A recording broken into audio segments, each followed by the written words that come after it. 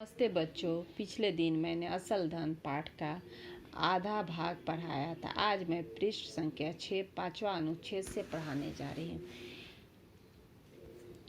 शाह ने हंसकर उत्तर दिया, तुम्हारा कोई दोष नहीं है। सुनो, मैं तुम्हें उत्तरी ईरान के एक प्रांत का गवर्नर बना रहा हूँ। वहाँ का शासन बिगड़ चुका है। सरकारी अधिकारी कर्मचारी भ्रष्ट है, अराजकता फैली हुई है। सब लोग मनमानी कर रहे हैं।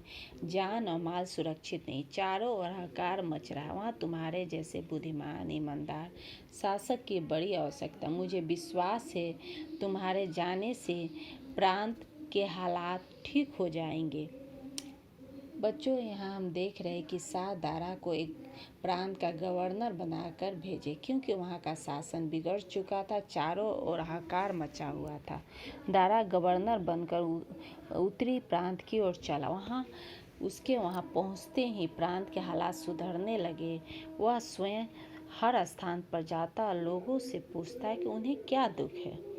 वह नगर नगर जाकर दरबार लगाता, दोषियों को सजाएं देकर लोगों को न्याय दिलाता।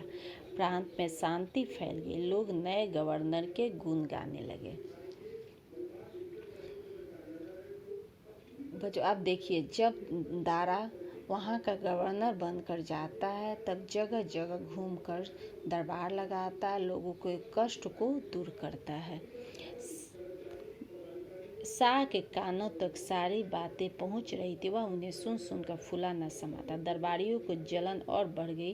वे शाह के कान भरने के लिए नए नए उपाय सोचने लगे। दारा प्रांत के अनेक स्थानों का दौरा घोड़े पर सवार होकर करता था। दौरे पर जाते समय उसके साथ ही एक और घोड़ा भी होता था, जिसकी पीठ पर एक बड़ा सा बक्सा रखा रहता। बक्से के बिना दारा कभी भी नगर से नहीं निकलता था।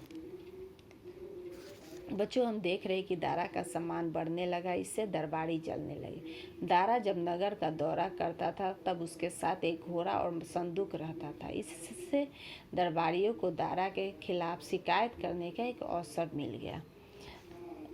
उसने शाह से कहा, आप दारा के ईमानदार समझते, परंतु वे बेईमान है। शाह ने बिगड़ कर कहा, तुम उससे जलते हो, इसलिए ऐसी बातें करते हो। तुम मेरे कान नहीं भर सकते। वे बोले, जो हम कर रहे हैं उसके सबूत भी दे सकते हैं। उन्होंने कहा,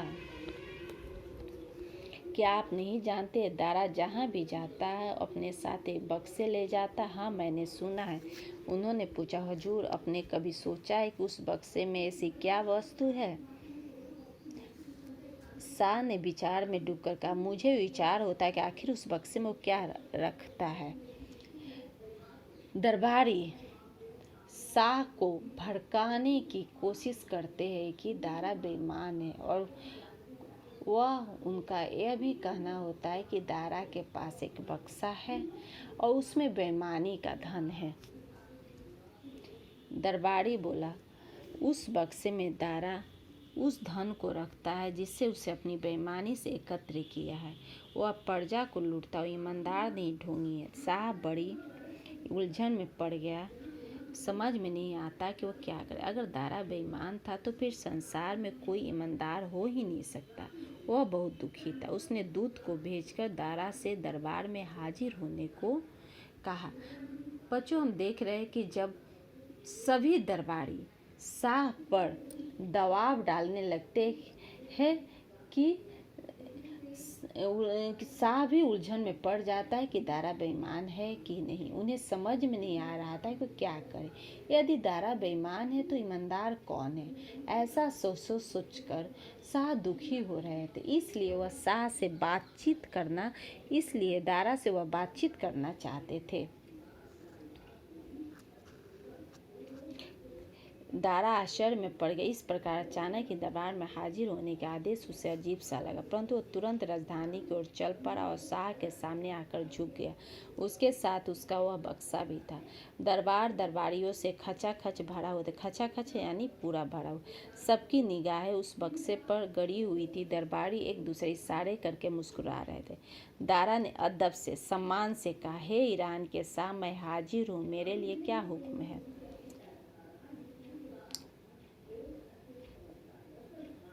बच्चों, हम देख रहे हैं कि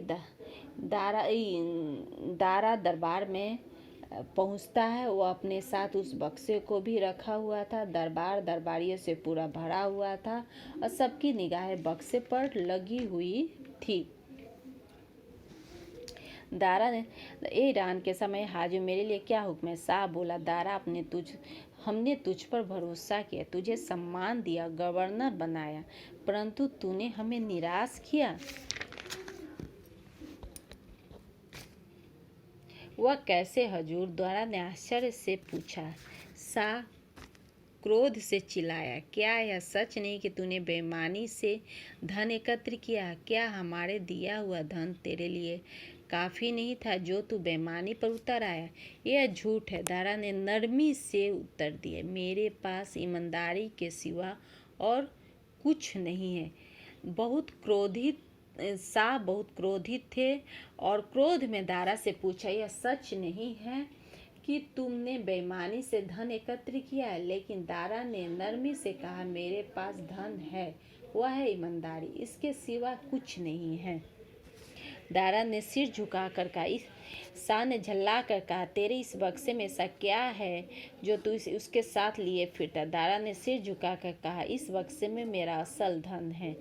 दरबारियों के आंखों में चमक आ गई। खोल इसे, शाह ने हुक्म दिया। जब उसने बक्सा खोला तो सबकी आंखें आश्चर्य से फैल गई। बच्चों, हम देख रहे हैं कि शाह क्रोधित दारा से पूछ रहे, लेकिन दारा नरमी से जवाब दे रहा है कि बक्से में उसका असल धन है। उसके अंदर भेड़ के ऊन से बना हुआ एक पुराना कोट था। शाह की जैसे कि चरवाहे पहना करते। यह क्या? शाह ने पूछा। दारा ने उत्तर दिया, मैं इसी को पहनकर भेड़ें चराया करता था। मैं इसे इसलिए साथ रखता हूँ कि वह मुझे याद दिलाता रहे कि मैं गरीब चौराहा था और मेरे मन में कभी घमंड पैदा न हो। यही मेरा असल धन है। दरबार में सन्नाटा छा गया। दरबारियों के सिर शर्म से झुक गए हुए थे। शाह बोला, धन्य वह देश जिसने दारा जैसे महान इंसान को जन्म दिया है। बच्चों, हम देखिए दारा किस तरह अपने बक्से में एक पुराना कोट रखता था। वह कोट इसलिए रखता था कि उसके मन में कभी घमंड पैदा ना हो। यही उसका असल धन। इस पाठ में हम देखते हैं कि दारा की ईमानदारी, बुद्धिमत्ता को भी देखते हैं। वह दारा जो अपनी बुद्धि और बल पर एक चरवाहे से ईरान के प्रांत के गवर्नर तक बन गया। धन्यवाद।